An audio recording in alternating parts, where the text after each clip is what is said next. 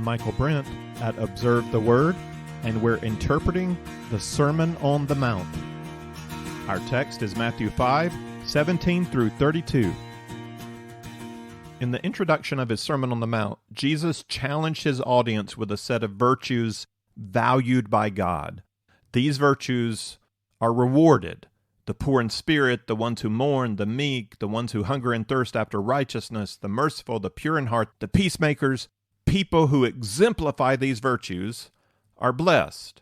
Their reward is related to participation in the kingdom of heaven. Jesus goes on, God not only values these virtues in individuals, he also expects these virtues to be visible to those outside the kingdom. Disciples of Jesus are expected to be present in society and to stand out as different, unique. They are to be salt and light. That's the introduction of the sermon: kingdom values and kingdom witness, Matthew 5:1 through 16. God favors or values certain virtues, and God expects his disciples to be visible in society in a way that reflects his goodness and glory. The expectation that the people of God would reflect God's wisdom in society is not a new idea. Moses told the Israelites in Deuteronomy 4:5 through 6, "See, I have taught you statutes and judgments, just as the Lord my God commanded me, that you should do thus in the land when you are entering to possess it. So keep and do them, for that is your wisdom and your understanding in the sight of the peoples who will hear all these statutes and say, 'Surely this great nation is a wise and understanding people.'" What specific behaviors is Moses referring to? What actions are the other peoples going to see? What practical conduct by the Jews will prompt others to say, "Surely this great nation is a wise and understanding people"? They're going to see the people living out the statutes of Torah, of the Mosaic Law. What are these statutes and judgments? Rabbis who studied and commented on the Torah counted a total of 613 commandments in the Mosaic Law. These do's and don'ts covered a wide range of criminal law, case law, family law, compassionate law, and ceremonial law. Laws that addressed all areas of life, including sexual behavior, food, hygiene, personal injury, theft, the Sabbath, holidays, even retirement. The sum total of these behaviors was to set the Jews apart as a special, unique people. So if I'm a Jew with Jesus on this mountain, I am naturally wondering, is this what Jesus is talking about? He says, "Be salt and light." That must have something to do with living out the law of Moses, right? By living the law, we become a light. Or is he talking about something else? What place does the law play for Jesus? That would be a natural question for a listener on the mountain. It's an even more appropriate question for those of us who come at the sermon by reading Matthew's gospel. Matthew has set us up to see Jesus as a new Moses on the mountain. More than that, he's not only a covenant mediator. Matthew has set us up to understand that Jesus is Messianic King. We should wonder, what kind of law is this king going to communicate? He has told us what God values: poor in spirit, mourning, meek, and so on. But quite frankly, what our expected behavior is to be is not made clear by those stated virtues. There's a lot that's left to interpretation. He's told us to be salt and light, but how? What expectations does Jesus have for us? What practical instruction is he going to give us to direct our behavior? What does it look like to be salt and light to him in society? If he's mediating a new covenant, what are the stipulations, the commandments, the do's and don'ts of this new covenant, and how do those do's and don'ts relate to the do's and don'ts of the Mosaic covenant? That's where Jesus takes us next in Matthew 5:17 to 48. I'm calling this section Kingdom Commandments, and I'll address it in 2 lessons. The structure of this part of the sermon includes an introduction followed by 6 statements of law. We'll address the introduction and the first three statements of law in this lesson. Let's start with just the introduction to kingdom commandment in Matthew 5:17-20. Do not think that I came to abolish the law or the prophets. I did not come to abolish, but to fulfill.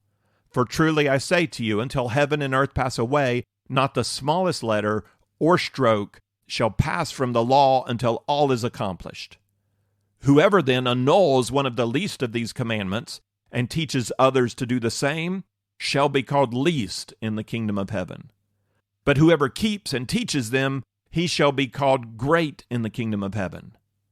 For I say to you that unless your righteousness surpasses that of the scribes and the Pharisees, you will not enter the kingdom of heaven. Jesus has just exhorted his listeners to be a kingdom witness, be salt and light in the world. Okay, Jesus, again, what is salt and light to you? Are you telling us to live according to Mosaic law, or are you telling us something different? Verse 17, do not think that I came to abolish the law or the prophets. I did not come to abolish, but to fulfill. Do not think I came to abolish the law and the prophets. All right, as good Jews, that's comforting. We know what Jesus is about. Jesus affirms the law of Moses, and he affirms the prophets that came after Moses. Jesus is not advocating against our scriptures. Maybe to be salt and light means to live according to the law. But what does Jesus mean when he says, I did not come to abolish, but to fulfill? Fulfill, that's an interesting word. On the one hand, Jesus is not abolishing or putting aside the law of Moses, but on the other hand, he's going to positively fulfill the law of Moses. What does it look like for one person to fulfill all 613 commands of the law? What does Jesus mean by fulfill? And why does he include the prophets? Not just the law, but the law and the prophets. So let's start just by acknowledging what Jesus meant when he said the law and the prophets, what he's thinking about, what he's communicating to his audience. The Jewish scriptures were called the Tanakh, which is an acronym for the Hebrew words Torah, Nevi'im, and Ketuvim, T-N-K, Tanakh. Those words mean law, prophets, and writings. Law refers to the books of Moses, the first 5 books of the Old Testament. Prophets refers both to the former prophets and the latter prophets. The former prophets are books we tend to think of history, but for the Jews, it's God's perspective on history. It's prophecy. Joshua, Judges, Samuel, and Kings. The later prophets are books we tend to think of as prophets. Longer books like Jeremiah and Isaiah, and shorter books like Micah, Nahum, and Habakkuk. In simple terms, Torah, or the law, is God's covenant with his vassal people Israel in the context of historical narrative. It's more than a list of commandments. It includes history, blessings for obedience, consequences for disobedience, hymns, theological explanation, and yes, of course, those 613 commandments. The prophetic books are all calling the people of Israel to covenant faithfulness by pointing back to Torah and considering both the present condition of the nation and future implications. Whether they're faithful or unfaithful, what does that mean about the future? Jesus doesn't mention the writings here. He just says law and prophets, not law, prophets, and writings. The writings would include hymns like the Psalms and Lamentations, books of wisdom like Job and Ecclesiastes, and other histories like Ruth and Nehemiah. It's not clear whether Jesus' reference to law and prophets was intended as shorthand to the whole, which would include the writings, or whether he was limiting his comments only to law and prophets. I do think he intended to draw our attention to the law and to the prophets. So what does it mean to fulfill the law and the prophets? Is the emphasis on covenant obedience? Does Jesus fulfill the law and the prophets by obeying all the commandments? And is then that what he wants us to do? That may be a possible interpretation if we just take this verse without the rest of the context of Matthew, but it's not how Matthew has been using the word to fulfill. Matthew refers to the prophets 7 times before the Sermon on the Mount in chapters 1 through 4, using 3 different introductory phrases. Once he refers to something written by the prophet. Another time he says something is referred to by the prophet. But 5 times he also uses the word fulfill, writing, "This was to fulfill what was spoken by the Lord through the prophet." Here's just one example. It's the first occurrence of the word fulfill in Matthew, coming after the angel's proclamation to Joseph, Matthew 1:22-23.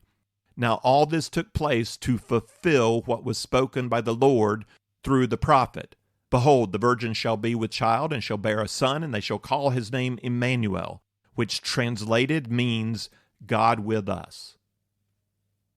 In each of the 7 instances, Matthew is showing how Jesus' incarnation fulfills the promises of the prophets for a Messiah and a Savior.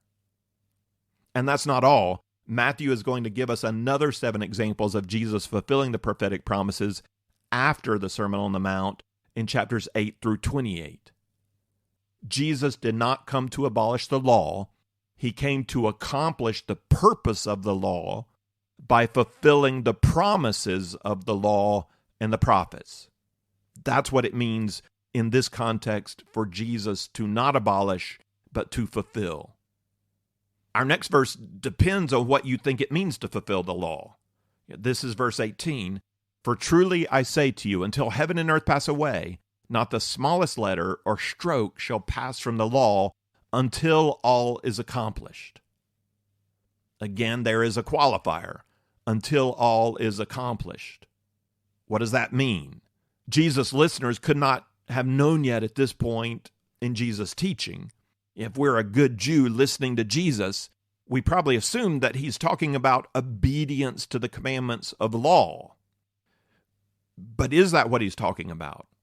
Well, again, not in this context. Matthew pointed us in his introduction not towards accomplishing obedience to commandments, but towards accomplishing the purpose and promises of the law and the prophets.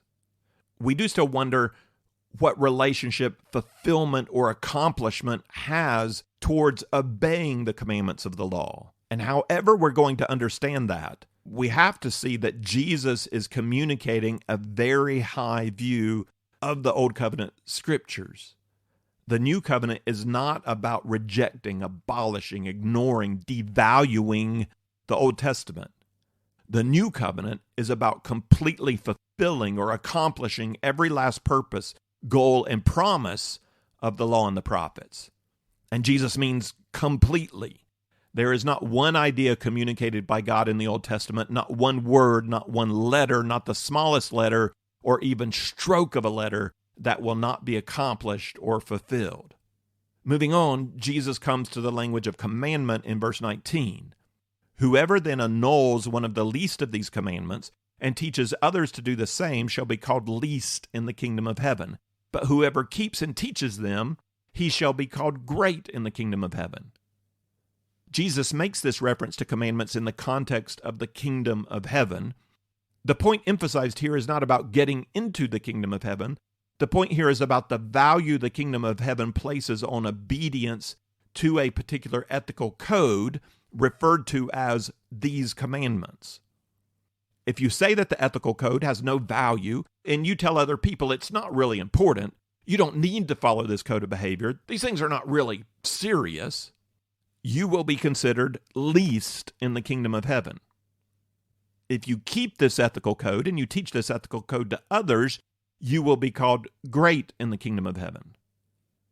The kingdom of heaven has an ethical code. Your response to that ethical code determines how you are viewed according to the standard of the kingdom, according to the king, and according to the community of the kingdom.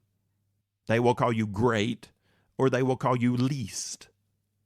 But what's not so clear is what Jesus means by these commandments. What is the ethical code of behavior that Jesus is referring to? The most immediate interpretation that comes to mind is that these commandments refers to the commandments of Old Testament law. Jesus referred to not abolishing the law and accomplishing every little bit. But there's going to be another option for what Jesus is talking about. Again, the initial audience would not know this yet. but it's coming very soon in this sermon. In verses 21 to 47, Jesus is going to say 6 times, "It was told to you, behave like this, but I say to you, behave like this." Jesus is going to give his audience commandments, but I say to you.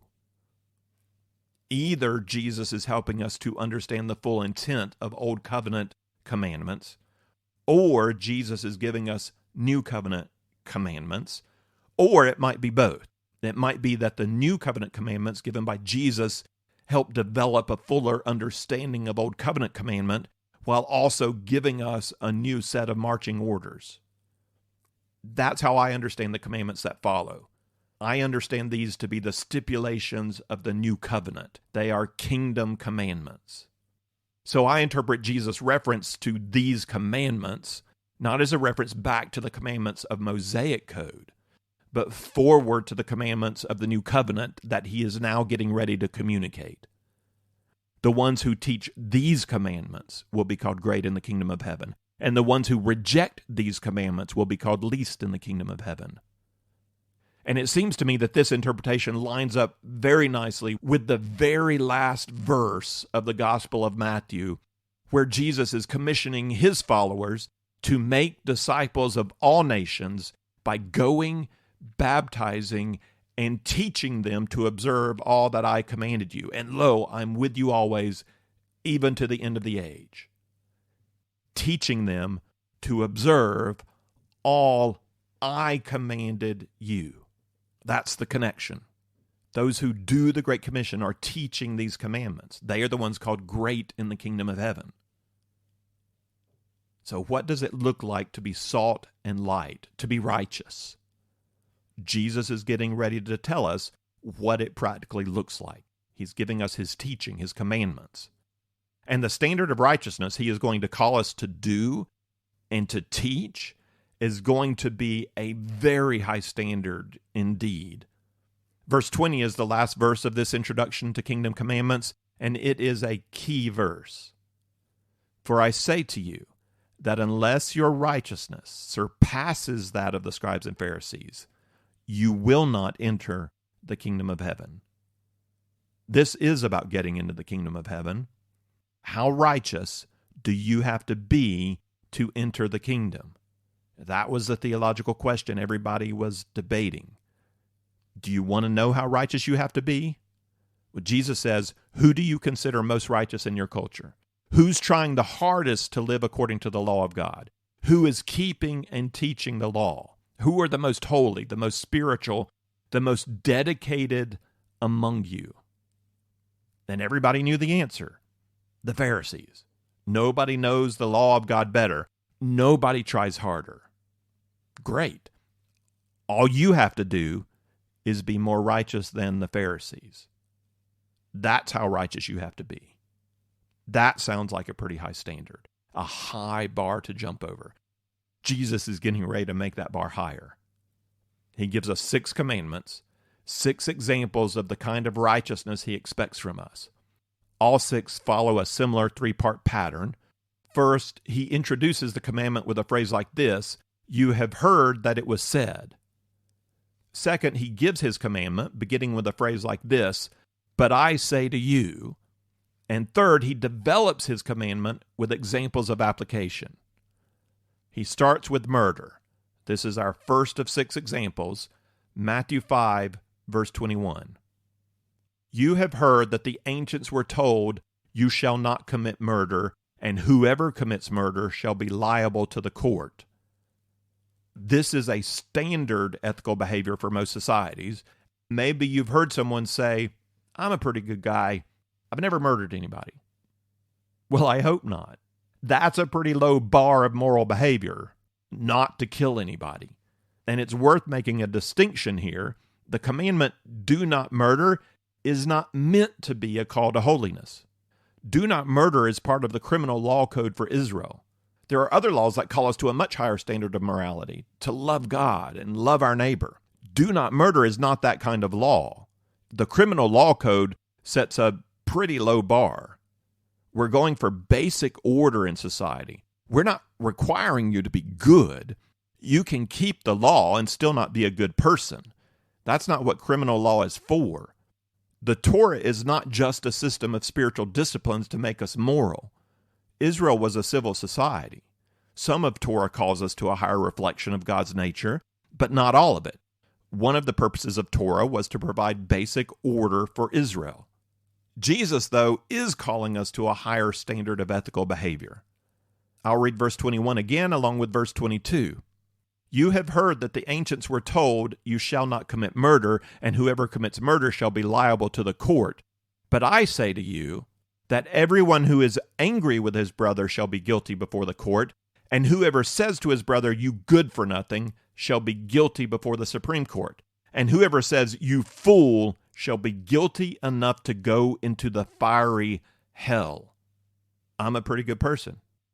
I've never committed murder. Have you not? According to Jesus, murder is on a continuum. At the far side is the extreme action. I disdain your life so much that I'm willing to remove it for my own benefit. Moving along the continuum of murder, there are less extreme actions of disdaining someone else's life. I disdain your life so much that I will beat you to get what I want from you. I will spit on you. I will scratch you. I will pull your hair. Violent actions like these that disdain life and cause a certain amount of harm do still make it into the criminal code under the categories of assault and personal injury. Moving further along the continuum, we might find that some words belong in the criminal code if those words of slander create a significant amount of financial or reputational harm. But Jesus keeps going. He's not talking about actions or words that cause a criminal amount of damage. All harsh words that disdain the life of another human being fall on this continuum. According to Jesus, when you call another person a fool, you good-for-nothing person, you idiot, it counts as murder. And Jesus is not saying this lightly at all. The just punishment for this level of murder is hell. Jesus goes further still. Not just words, but what is in your heart. Do you desire harm to come to someone else? Do you hate in your heart? Do you disdain another human being? What's your response when you're cut off in traffic? When you're put down in front of others? When you're slighted on social media? When you are intentionally left out? When you're disrespected or dishonored? What's your response? Do you disdain the person who has slighted you? That's murder. For that, you will be found guilty by the court of heaven, and you will receive the penalty, which is hell. How far does the continuum go? I think it's fair to make a distinction between the arousal of anger as a reflexive or subconscious response and the embrace of anger. Somewhere in there is where the struggle lies, somewhere between uncontrollable emotional response and willful embrace of that emotion. That's where guilt begins. If your anger leads you to degrade, disdain, hate, injure another person in your mind or in your heart, then you have murdered. In the covenant he made with Noah, God forbade the taking of human life, except in the case of murder. If you take a life, your life will be required. God grounded that law in the truth that every human being, and by the time of Noah, this meant every broken and fallen human being, has been created in the image of God. In Genesis 9:6, whoever sheds man's blood, by man his blood shall be shed, for in the image of God he made man. There is inherent dignity in every individual human life. When we disdain another human being, whether with actions or words or internal desires or imaginings, we are disdaining the image of God, and we are breaking the law, do not murder. We have taken life, and so our life is forfeit. Your righteousness is to be higher than that of the scribes and the Pharisees. How high? This high. This is the bar for entering the kingdom of heaven. Jesus moves on to practical application, giving us two examples. Therefore, if you are presenting your offering at the altar, and there remember that your brother has something against you. Leave your offering there before the altar and go. First be reconciled to your brother, and then come and present your offering. Jesus doesn't want us to pretend that everything is okay between us and God when something is wrong between us and a fellow human being. We can't just play religion and ignore relationships. If we have a problem here among each other and we're not willing to do anything about that problem, we have a problem with God. Notice also that Jesus raises the bar even higher. He doesn't say, if you have something against your brother, then go and reconcile. But if your brother has something against you, and maybe you know your brother has something against you, and you know you're in the wrong, that's a little more obvious. You feel guilty. You go reconcile. But the way Jesus worded this leaves open the question of whether or not you are in the wrong, or whether you are only partially to blame, or whether you did anything wrong at all. It doesn't seem to matter. You might think, what'd I do? She totally misunderstood the situation. Everything's good on my side. If she has a problem, that's on her. I didn't say that. I didn't mean that. I didn't do that. According to Jesus, if she has something against you, it is your problem. If you claim to be in a relationship with God, then you have an obligation to do what you can do to resolve conflict with those who have something against you. As far as it depends on you, it's on you to initiate. It is not easy to be salt and light, but that's what salt and light looks like. And this is why it stands out. Our horizontal relationships with people are vital to our vertical relationship with God. We can't be good with God and ugly towards people, or dismissive towards people, or even passive towards people. To be good with God, we're to be proactive in resolving conflict with other people. We don't disdain life. We seek to give life, restore life. What did Jesus say in his introduction? Blessed are the peacemakers, for they shall be called sons of God. Jesus gives a second example in verses 25 and 26. Make friends quickly with your opponent at law while you are with him on the way, so that your opponent may not hand you over to the judge, and the judge to the officer, and you be thrown into prison. Truly, I say to you, you will not come out of there until you've paid up the last cent. I take this to mean, don't be so sure that you're the one in the right. When there is conflict, it's easy to feel like you've been completely wronged by the other person, or mostly wronged by the other person. It was all their fault. Well, we know that's rarely the truth, but in the moment we can get so frustrated by the other person, it's easy to paint the core of the issue as black and white. Their sin is quite clear to me. But hold on, think for a minute. Do you really want to bring this grievance before the court of God? Are you really so sure that you are completely innocent in the matter? And wouldn't it be better to work things out before going to court? Wouldn't it be better to own some of the responsibility yourself? Self-righteousness rarely comes away justified when God is asked to evaluate the matter. This is the warning from Jesus. As you're on the way to the court of God in the kingdom of heaven, in your mind, and you're going to go and give complaint for the wrongs done to you, are you absolutely sure you want to step into that courtroom? That you want to cast judgment on another person? That your self-righteous anger is fully justifiable? You've done no wrong yourself that might come out in court that you might be liable for. You're free from self-conceit. You've not coveted. You've not shaded the truth. You've not despised with your own heart. You have not been judgmental. You have shown empathy and understanding and mercy and compassion. You're sure that you are fully justified. And you need to be sure, or you might find yourself in a court of law that's going to hold you accountable for your part. Maybe your opponent is found guilty, but maybe you also find yourself thrown into prison. Why not resolve the issue personally without claiming your own self-righteousness before a court that might have a standard too high for you to vindicate yourself? Jesus also said in his introduction, "Blessed are the meek, for they shall inherit the earth." The next issue Jesus addresses is adultery, another one of the 10 commandments. He addresses this commandment using the same 3-part pattern. You've heard it said, but I say to you, and an example. Verse 27, you have heard that it was said, you shall not commit adultery. Again, that's a pretty low bar. I can guarantee that my wife is not happy with me as long as I just don't commit adultery. Hey, honey, I'm home. Guess what?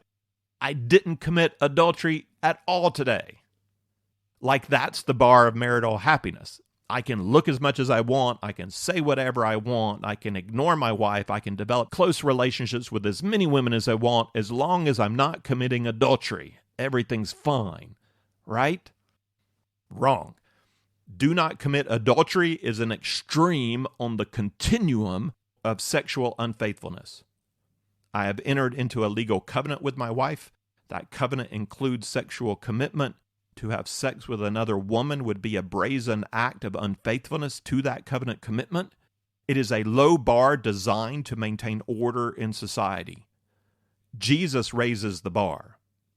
Verse 28, but I say to you that everyone who looks at a woman with lust for her has already committed adultery with her in his heart. Have you committed adultery today? We start with the extreme action of sex with a person who's not your spouse, and then move along the continuum, kissing, hugging, touching, joking, intimate sharing, flirting, watching pornography, billboards, women walking by. Jesus keeps moving along the continuum all the way into the heart. Lustful desire is adultery. It's not limited to married people. Everyone who looks at a woman with lust for her has already committed adultery with her in his heart. Jesus may focus his words onto the man who looks at the woman, but no one doubts that his words are also meant to include the woman who looks lustfully at a man. She has also committed adultery in her heart. This is an incredibly high standard of morality. You are accountable for your lustful desires and thoughts. As with hate, I think there's room here to make a distinction between uncontrolled arousal and embracing that lust inside, a distinction between temptation and what we do internally with that temptation. That's where the battle line is drawn. There is a chemical response that goes off in the brain. You just have to see a certain silhouette or smell a smell or think of a romantic situation, and your body can become aroused. But then what do you do with that sexual desire? Do you embrace it? Do you let your imagination go a little? Do you play a full-length scene in your mind? Or do you put that arousal in its place? Call it what it is, a temptation to embrace sexual faithfulness. That's what it is. And then you resist it. That's the place of struggle I believe Jesus is calling us to. And Jesus gives this illustration to drive home the seriousness of his words. Verses 29 and 30. If your right eye makes you stumble, tear it out and throw it from you. For it's better for you to lose one of the parts of your body than for your whole body to be thrown into hell. If your right hand makes you stumble, cut it off and throw it from you. For it is better for you to lose one of the parts of your body than for your whole body to go into hell. How serious are you about engaging sinful desires in your heart and mind? Jesus points to the ultimate consequence. Just as with hate, the final consequence of lust is hell. This is incredibly serious for Jesus. And if hell is the consequence, what would you do to avoid hell? If you found yourself alone in the woods, foot caught in a bear trap, would you have the grit necessary to cut off your foot to save your life? Are you willing to give up something that you consider very dear to you if that thing is going to turn gangrene, corrupt your blood, and kill you? Jesus is speaking metaphorically about tearing out an eye or cutting off the hand. The metaphor points to the seriousness of the issue. The wages of sin is death. Lust in your heart is sin. The wages of lust is death, eternal death, eternal separation from all that is good, hell. Fight against sin at its point of origin. What can you practically do? Remove things from your life that cause you to lose the struggle of sexual temptation. Are you willing to cut off your free use of the internet by putting software on your computer that prevents you from logging in to the pornographic sites you struggle with, or to only use your computer in a public space? Are you willing to cut off or limit your entertainment freedom by putting controls on the content you're allowed to view on streaming devices, or by refusing to go to certain movies at a certain rating? Are you willing to put in place sensible boundaries with colleagues of the opposite sex so that you will not be tempted to seek in a colleague the kind of intimacy only appropriate in marriage? Are you willing to put boundaries in your dating life to avoid being alone in your apartment because you know where that's going to lead? Do you need to break off a dating relationship that has already become sexual and boundaries just don't work anymore? Are you willing to put yourself into an accountability relationship where you speak openly of your struggles and failures to a fellow believer? What does it mean for you to tear out the eye or cut off the hand? What behaviors do you engage in that feed the sexual images in your mind and the lust in your heart? On the one hand, Jesus has raised the bar so high that it may seem unattainable. On the other hand, he questions whether we are bothered about sin and righteousness enough to practically engage in the struggle. The third issue Jesus addresses is divorce. He does not say a lot about divorce here, so I'm going to limit my comments to what Jesus does say here and just a little to further comments made later in Matthew. We just get the first two parts of the pattern in this example. It was said, but I say to you, without any further example to develop the command. This is Matthew 5:31-32. It was said, whoever sends his wife away, let him give her a certificate of divorce. But I say to you that everyone who divorces his wife, except for the reason of unchastity, makes her commit adultery. And whoever marries a divorced woman commits adultery. Jesus is not this time quoting one of the Ten Commandments, but he is quoting a Mosaic law. There was a debate in the Judaism of Jesus' day about the grounds of divorce involving the Old Testament phrase indecency. Here's the first part of the law in Deuteronomy 24:1. When a man takes a wife and marries her, and it happens that she finds no favor in his eyes because he has found some indecency in her, and he writes her a certificate of divorce and puts it in her hand and sends her out of her house. The debate in Judaism was divided on how serious an indecency must be committed for a husband to legally divorce his wife. D.A. Carson writes in his commentary on Matthew, both the school of Hillel and the school of Shammai permitted divorce on the grounds of something indecent, but they disagreed on what indecent might include. Shammai and his followers interpreted the expression to refer to gross indecency, though not necessarily adultery. Hillel extended the meaning beyond sin to all kinds of real or imagined offenses, including an improperly cooked meal. Jesus may or may not be weighing into the debate about valid grounds for divorce. Let's consider the main emphasis of Jesus' command, then consider the possibility of grounds for divorce in Jesus' command, and end with how Jesus' command relates to Old Covenant law.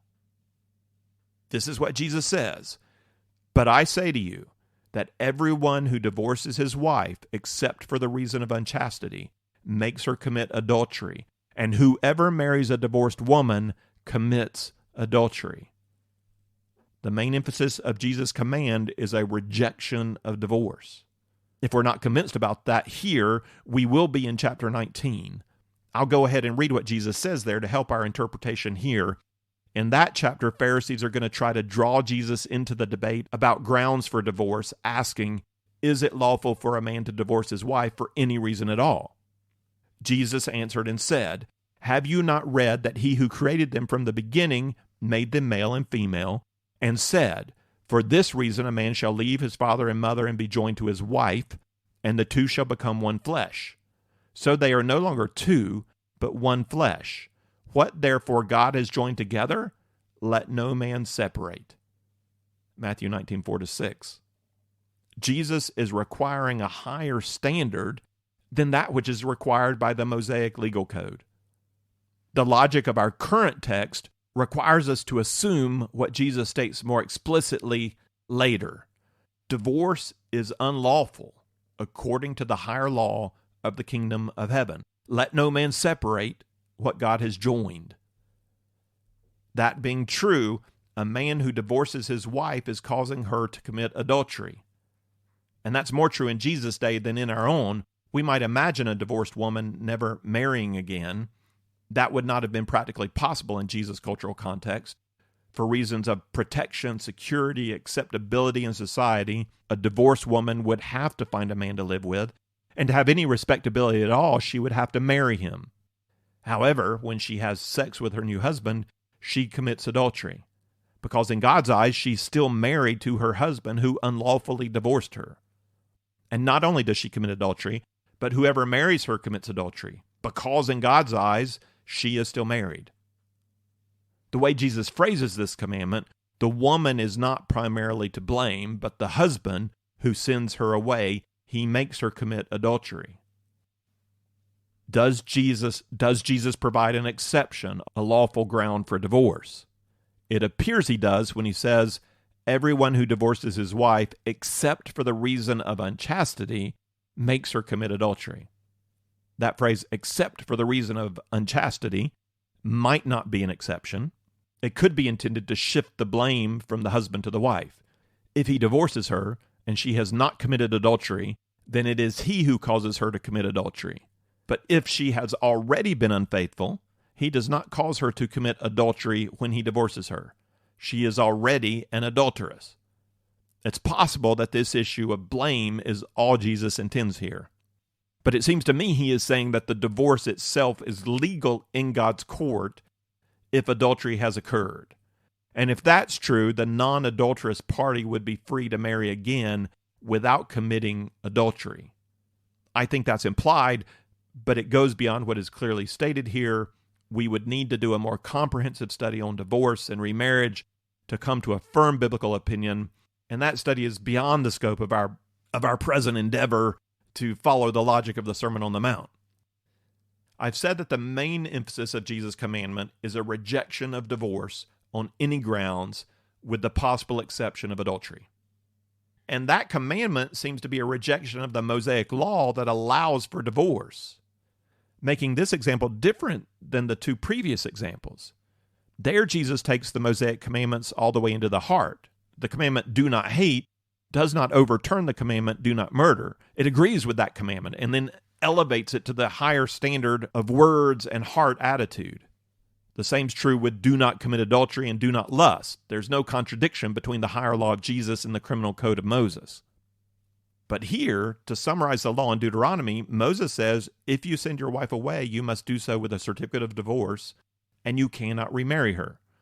But Jesus says, if you send her away, as allowed by Mosaic law, you are making her commit adultery, because you are not, in fact, lawfully divorced in the eyes of God. That's not an elevation of Mosaic law. That seems to be a disagreement with Mosaic law. In chapter 19, the Pharisees pick up on that and push back against Jesus' teaching. In Matthew 19:7, they said to him, why then did Moses command to give her a certificate of divorce and send her away? Jesus responds in verse 8, he said to them, because of your hardness of heart, Moses permitted you to divorce your wives, but from the beginning it has not been this way. And I say to you, whoever divorces his wife, except for immorality, and marries another woman, commits adultery. I say to you, because of your hardness of heart, Moses permitted you to divorce your wives. That's really interesting. Not because of God's approval of divorce, but because of your hardness of heart. That statement provides an important insight into how Jesus views at least some of the Mosaic legal code. And we need to tease that out a bit, just not right now. We need to be done with this lesson. I'll start the next lesson thinking about how does this idea of hardness of heart give us an interpretive principle to help us understand Jesus' use of Old Testament command. And I'll add a couple of other principles that we've already covered. That would take too long right now, so let's save it for next time But we'll go ahead and end this lesson with this third commandment about divorce. I want to conclude with one final observation from chapter 19.